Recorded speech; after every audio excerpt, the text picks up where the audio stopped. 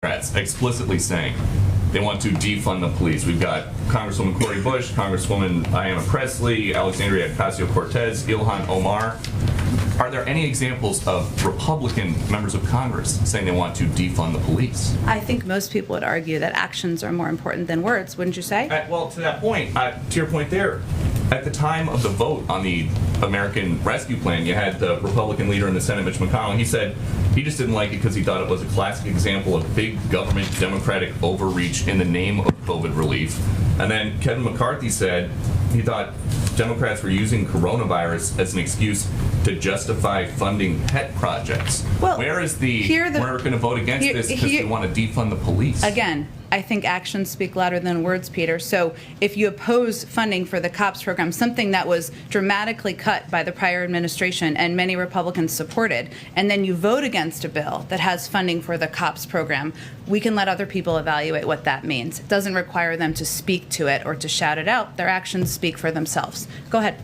And we're back yet again with Peter Doocy relitigating the latest culture war issue with Jen Psaki. And that's because Republicans are desperate to rewrite history over the fact that while they claim to support the police, when they had the chance to vote for the American Rescue Plan, which included $350 billion for state and local governments that would help fund the police, not a single Republican voted in favor of it. And since these culture war wedge issues are literally the only thing that Republicans are capable of running on, to see their most potent attack get completely turned on its face has left the right scrambling. And so we're stuck with Peter Doocy challenging Jen Psaki on a daily basis and twisting himself into a pretzel over his own brand of revisionist history. Now, Peter Doocy says that the reason that Republicans didn't vote for the American Rescue Plan, which again included funding for police, was because Mitch McConnell said that it was a classic example of big government overreach, and Kevin McCarthy said that it was an excuse to fund Democratic pet projects. In other words, so long as you complain about the bill, then somehow that makes its contents non-existent.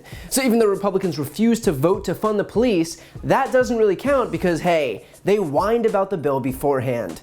That's how it works, right? But it's the crux of his argument that's especially pathetic, in that he says that some Democrats have uttered the words defund the police, while no Republicans have said defund the police, even though it was Democrats who actually passed a bill allocating funding to police, and 0 Republicans voted for that bill. So apparently, as long as you virtue signal hard enough, you get full credit for the thing that you then personally undermine.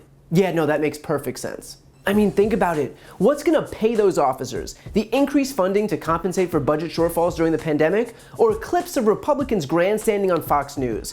When it comes time to put food on their tables, you think those police officers are going to trade in hits of Kevin McCarthy on air giving lip service to the base? All this shows is that what Republicans claim to support and what they actually support are two entirely different things. And by the way, this is nothing new. Think about every purported value that Republicans have hid behind for decades, only until the moment that those values were actually challenged, and then they would crumble immediately.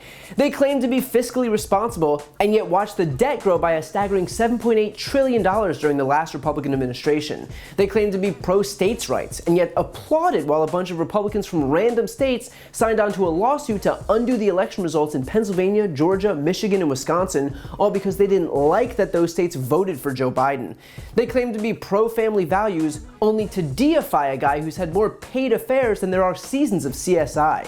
Every single thing that Republicans claim to support is hollow, and it always has been, but the only difference is that now they've been exposed for it. What's especially ironic is that even while Peter Doocy is busy running cover and carrying water for Republicans on the whole issue of police, Republicans are still voting against measures to investigate the events of January 6th, where police officers were left bloodied and bludgeoned. They voted against the bipartisan commission to investigate the events of that day, and then again, just this week, by a margin of 222 to 190 against the House Select Committee. In other words, even while they're complaining that they're supposedly being unfairly targeted for not supporting the police because they voted against the $350 billion in state and local funding for them, they are simultaneously voting against even just investigating the Capitol insurrection, where the police were the first and only line of defense against a murderous mob.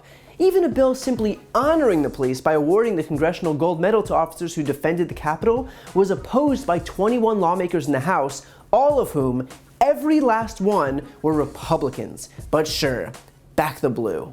And by the way, for some reason, this is all something that Peter Doocy is bringing upon himself by insisting on litigating this issue publicly.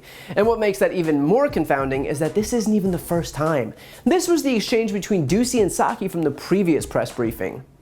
Something one of the advisors said this weekend, Cedric Richmond, he said, Republicans defunded the police by not supporting the American Rescue Plan. But how is it that that is an argument to be made when the president never mentioned needing money for police to stop a crime wave when he was selling the American Rescue Plan? Well, the president did mention that the American Rescue Plan, the state and local funding, something that was supported by the president, a lot of Democrats who supported and voted for the bill, could help ensure local cops were kept on the beat in communities across the country. As you know, didn't receive a single Republican vote. That funding has been used to keep cops on the beat. But at the time, that was sold as these local police departments might have a pandemic-related budget shortfall, not we need to keep cops on the beat because there's a crime wave.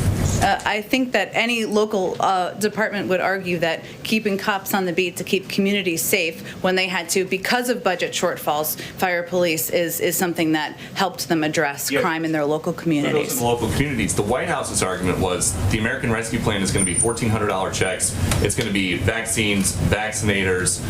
It's going to put us on the path to beating the virus, not...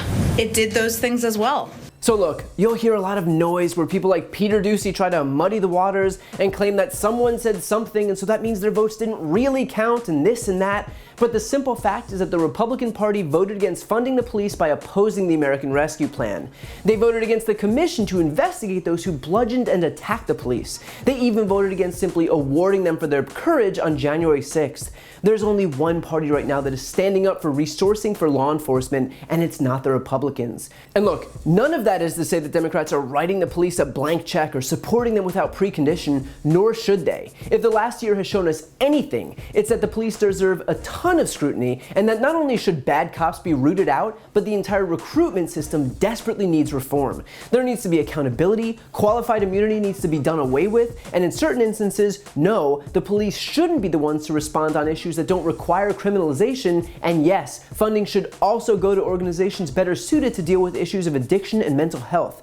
All of those things are true, but that doesn't erase the fact that when it comes to which party was willing to allocate funding and which party unanimously refused to spend a dime, it's not at all the story that Republicans are telling you. So Peter Doocy will continue to try and frame this in such a way that's beneficial to Republicans, but as Jen Psaki noted, their actions speak far louder than words. They'll peddle their platitudes and slogans and run their scary ads and accuse Democrats of being big fans of anarchy, but the votes speak for themselves, and the party that tried to defund the police wasn't the one on the left.